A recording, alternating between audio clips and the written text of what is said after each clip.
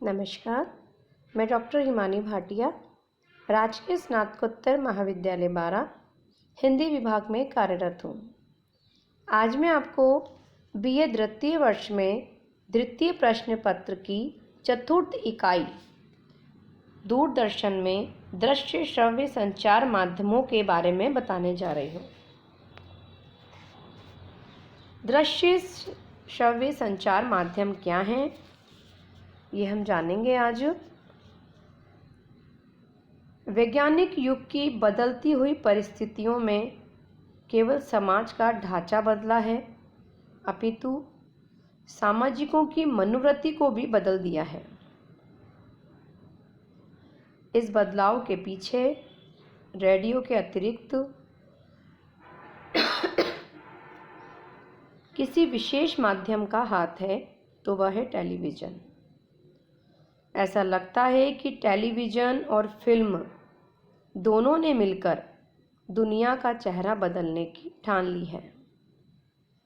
यही कारण है कि आज जिन बातों को हम प्रत्यक्ष देख सुन रहे हैं, उनकी जो कल्पना तक करना पिछले 5 दशकों पूर्व हमारे लिए संभव नहीं था। कुछ सही बात है कि आज जिस तरीके से विज्ञान ने तरक्की करी है, हम पिछले 5 दशकों में कभी नहीं सोच सकते थे कि विज्ञान इतनी तरक्की कर लेगा कि घर बैठे बैठे हमें विश्व के संसार के सभी चीज़ों के बारे में जानकारी हासिल हो जाएगी। लेकिन वास्तव में विज्ञान ने ये कर दिखाया है। पिछले 5 दशकों पूर्व हमारे लिए ये सब चीज़ें संभव नहीं थीं। आज तो स्थिति यह है कि दृश्य और श्रव्य संचार माध्यमों में दूरदर्शन बहुत अत्यधिक महत्वपूर्ण हो गया है। इसके माध्यम से पत्रकारिता के क्षेत्र में भी पर्याप्त बदलाव आ गया है। वस्तुतः इन इलेक्ट्रॉनिक संचार माध्यमों ने जहां मनुष्य को घर बैठे सारी दुनिया से जोड़ दिया है, वहीं वह शिक्षित होते हुए भी अशिक्षित की तरह हो गया है या होता जा रहा है या हो सकता है।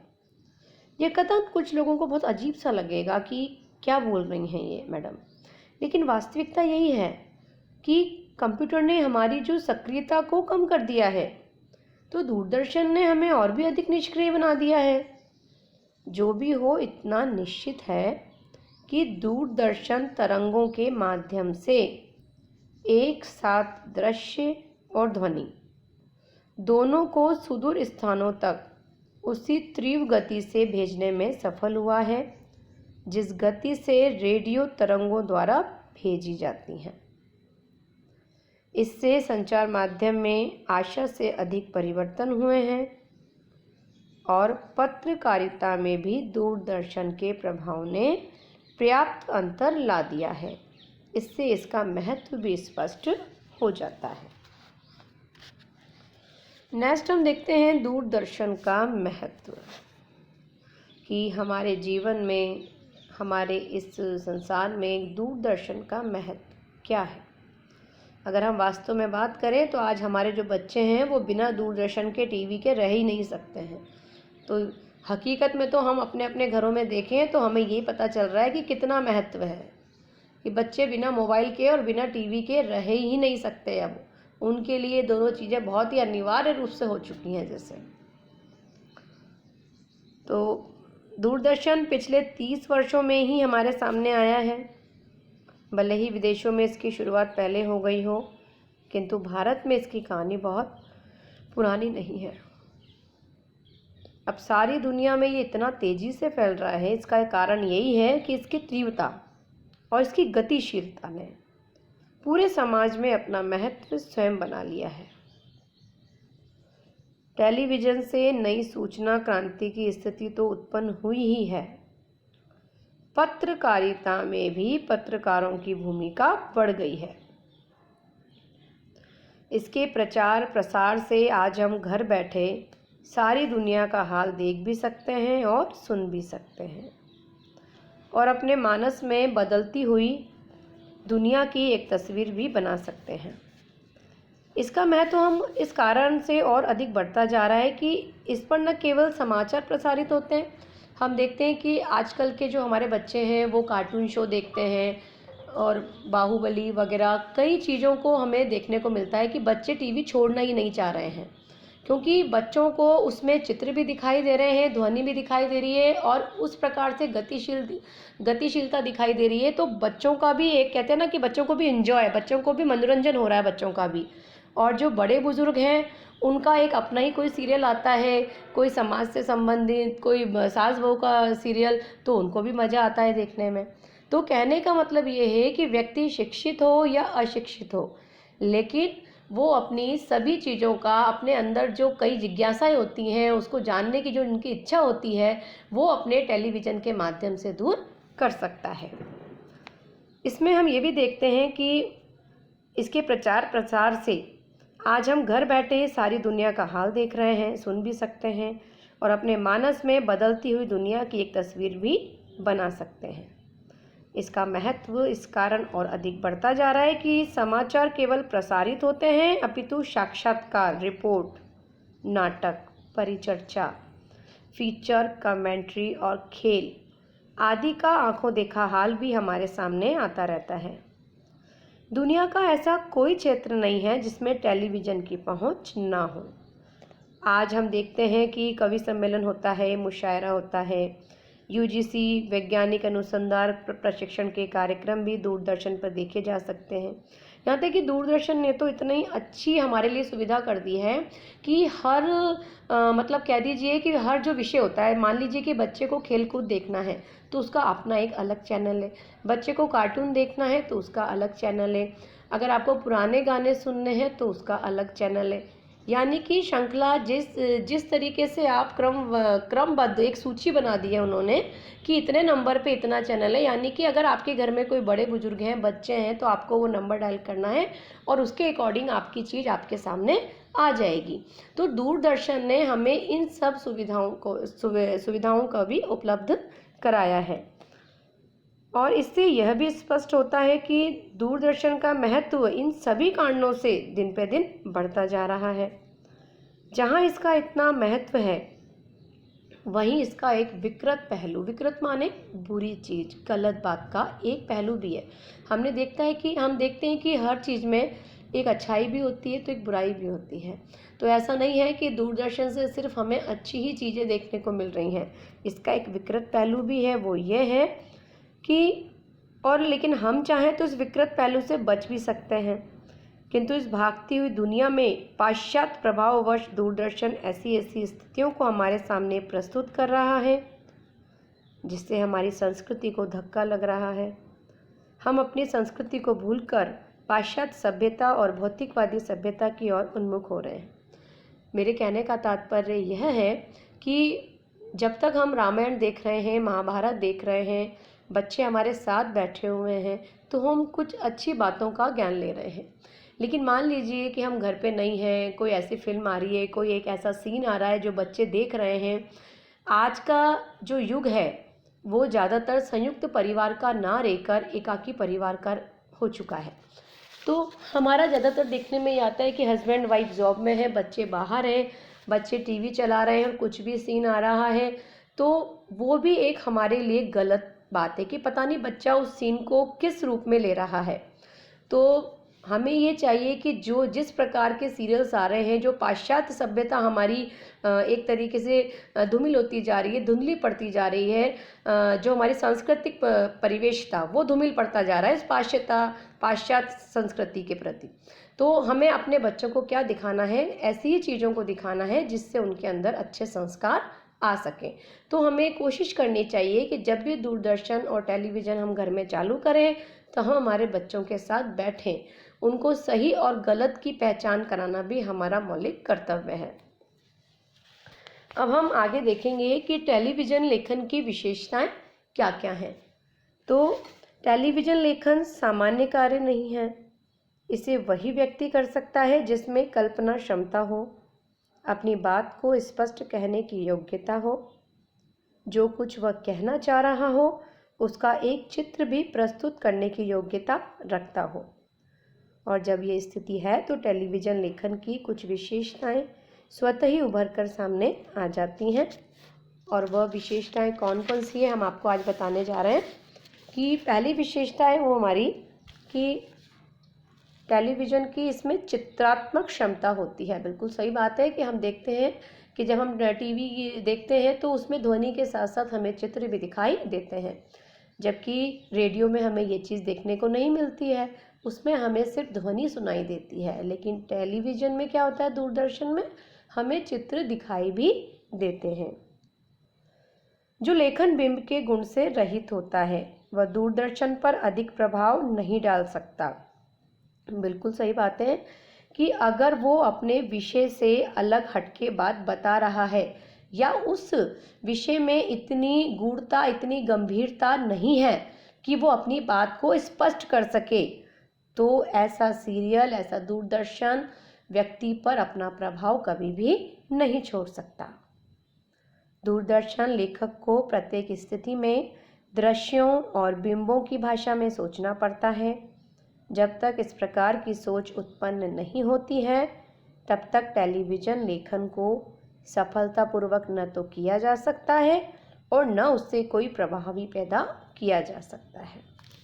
बिल्कुल सही बात कह रहे हैं कि टेलीविज़न आपका तभी प्रमुख बन सकता है जब आप उसमें अच्छी विषय का चुनाव करें, अच्छी बातों का समावेश करें, जो व्यक्ति उसमें जो बात बोल रहा है उस बात में आपकी काल्पनिकता कम होकर वास्तविकता का ज़्यादा, उसके अंदर वास्तविकता ज़्यादा होनी चाहिए। ऐसा नहीं हो जो सामने वाला देख रहा है उसको लगे ये सारी बातें काल्पनिक हैं, ऐसा नहीं होना चाहिए। दूसरा हमारा पॉइंट है कि टेलीविज़न लेखन किसी एक व्यक्ति का काम नहीं है, ये एक संगठित कार्य है जो सब मिलकर करते हैं। एक टीम वर्क होता है कि मान लीजिए आप 10 लोगों की आपकी टीम है, कुछ लोग उसको जो सामने दिखाई दे रहे हैं तो पीछे से कोई और बोल रहा है। जैसे अभी हम सॉन्ग देखते हैं, गाना देखते हैं कि गा तो कोई और रहा है लेकिन उनके मुख, उनके होंठ हिल रहे हैं, ऐसा लगता है कि वो ही गा रहे हों। तो इस प्रकार से पूरी एक डायरेक्टर होता है, निर्देशक होता है और उसके साथ काम करने वाले और भी कई लोग होते हैं, कैमरामैन होते हैं, मंच सज्जा वाला होता है, कई लोग होते हैं। तो मतलब पूरी टीम जो होती है, पूरी टीम मिलकर इस कार्य को करती है।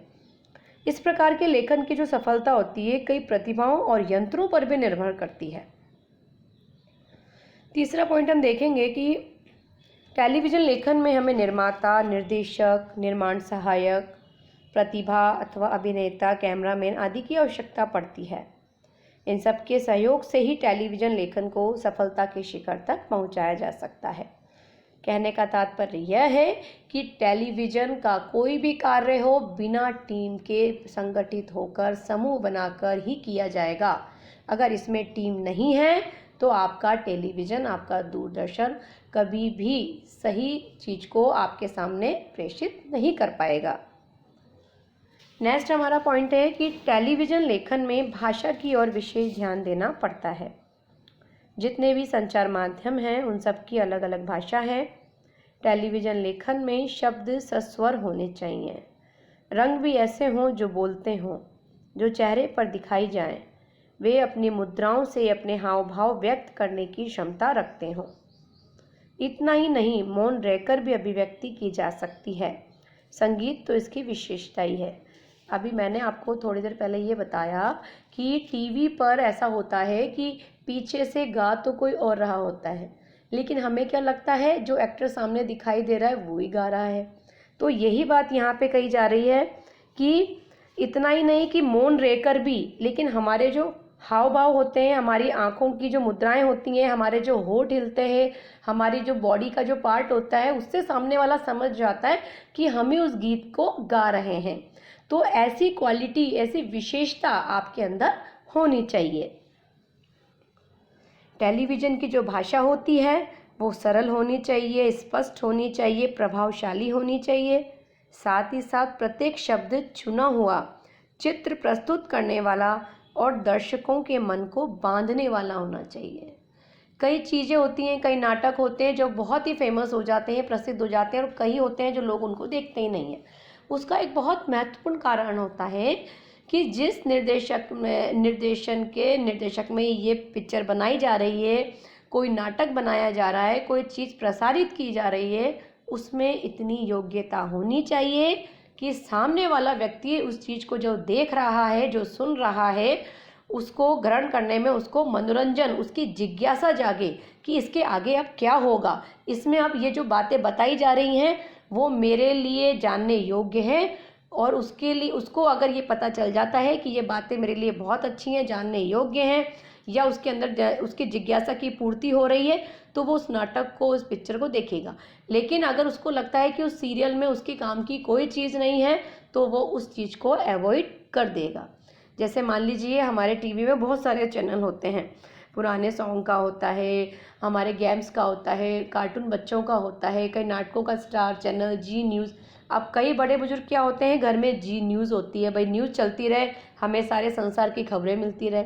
बच्चे कहते हैं हमारे डोरेमोन नाटक चलते रहे, कई लोग बोलते हैं पुराने गाने चलते रहे। तो सबकी अपनी अपनी चॉइस होती है, लेकिन सबको अपने अपने अकॉर्डिंग जिसका मन जिस चीज़ को देखने का करता है वो व्यक्ति उसी चीज़ को देखता है।